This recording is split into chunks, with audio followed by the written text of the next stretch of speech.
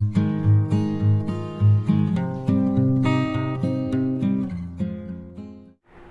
Dear students, welcome to Kataria pharmacy. So students, कैसे हैं आप सब? आई होप सभी ठीक होंगे। तो हम स्टडी कर रहे थे B pharma second semester biochemistry. इसकी हमारी यूनिट 3 चल रही थी। यूनिट 3 का आज का हमारा 8th लेक्चर होने वाला है।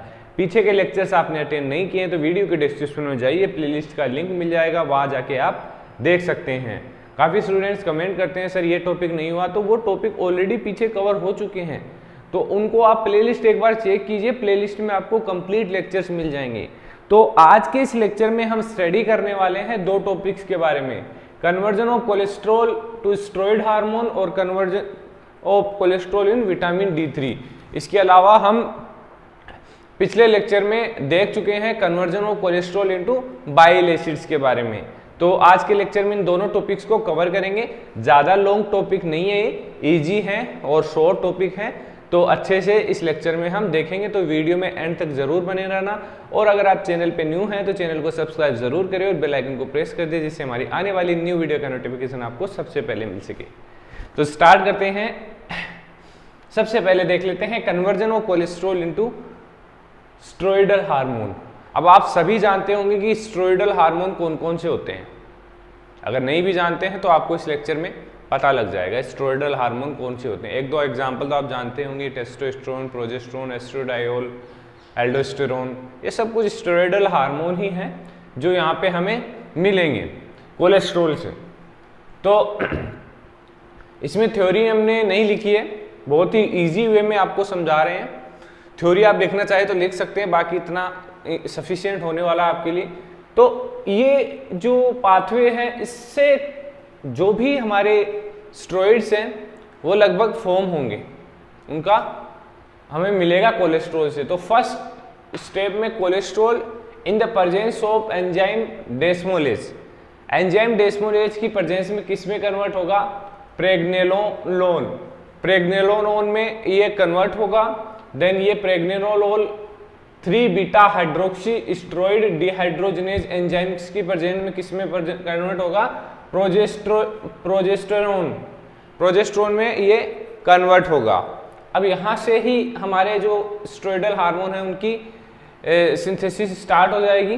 तो इन the presence of 21 alpha hydroxylase enzyme convert होगा 11 डीऑक्सी कोर्टिकोस्टेरोन। किसमें? डीऑक्सीकोर्टिकोस्टेरोन। देन ये डीऑक्सीकोर्टिकोस्टेरोन 11 बीटा हाइड्रोक्सिलेज की प्रेजेंस में कोर्टिकोस्टेरोन में कन्वर्ट होगा। और जो कोर्टिकोस्टेरोन है वो ही एल्डोस्टेरोन को फॉर्म करता है। तो ये हमारा एक हार्मोन हो गया स्टेरॉइडल हार्मोन एल्डोस्टेरोन। अब दूसरी साइड 7 अल्फा हाइड्रोक्सिलेज की प्रेजेंस में प्रोजेस्टेरोन किस में कन्वर्ट होगा? 7 हाइड्रोक्सी प्रोजेस्टेरोन की हाइड्रोक्सिलेज की प्रेजेंस में कन्वर्ट होगा 17 अल्फा हाइड्रोक्सी प्रोजेस्टेरोन।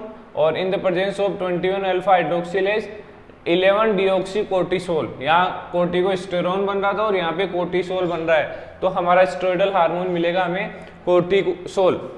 कोर्टिसोल भी एक स्टेरॉइडल हार्मोन है। अब ये 7 जो अल्फा हाइड्रोक्सी प्रोजेस्टेरोन है ये बाकी फर्दर कन्वर्ट होगा एंड्रोस्टेनोडायोन। और जो एंड्रोस्टेनोडायोन है वो बेसिकली टेस्टोस्टेरोन में कन्वर्ट होगा। और एस्ट्रियोडायोन, जो टेस्टोस्टेरोन है वो एस्ट्रियोडायोल में भी कन्वर्ट होगा। तो ये बेसिकली टेस्टोस्टेरोन, एस्ट्रियोडायोल, कोर्टिकोस्टेरोल, एंडोस्टेरोन, ये सारे हमारे स्टेरॉइडल हार्मोन हैं। तो ये बेसिकली कहाँ से आ रहे हैं? कोलेस्ट्रॉल से।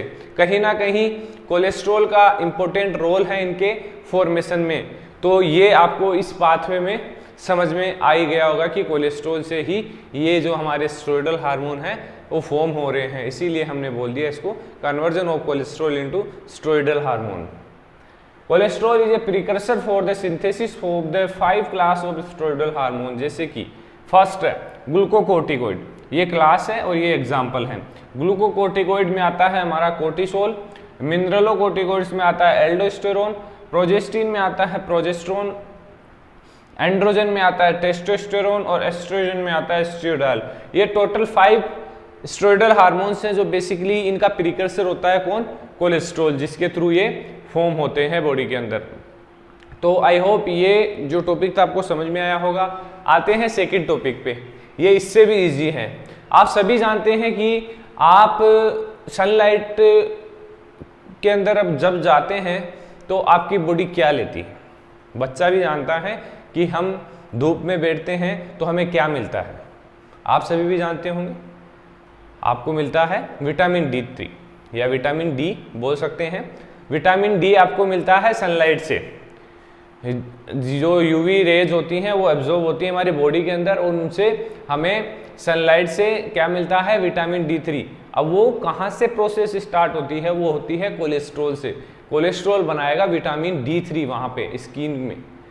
तो इसमें अभी तक आप सभी को यही पता था कि डायरेक्ट सनलाइट से हमें विटामिन डी मिलता है, लेकिन इसके पीछे भी और इम्पोर्टेंट रोल होता है किसका, कोलेस्ट्रॉल का। जैसे कि अब मैं लेक्चर बना रहा हूँ, पीछे कोई वीडियो रिकॉर्ड कर रहा है, तो आप तो सिर्फ मेरे को जानेंगे, मेरा पता होगा आपको, पीछे कौन लग रहा है, क्या कर रहा है, रिकॉर्डिंग कर रहा है, कौन कर रहा है, आपको पता नहीं होगा।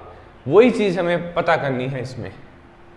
तो 7 डिहाइड्रोकोलेस्ट्रॉल ये मेन कोलेस्ट्रॉल है जो इसमें इंपॉर्टेंट रोल करेगा। 7 dehydrocholesterol and intermediate in the synthesis of cholesterol is converted to calcitriol. Calcitriol basically किसको बोलते हैं, विटामिन D3 को ही बोलते हैं कैल्सिट्रॉल।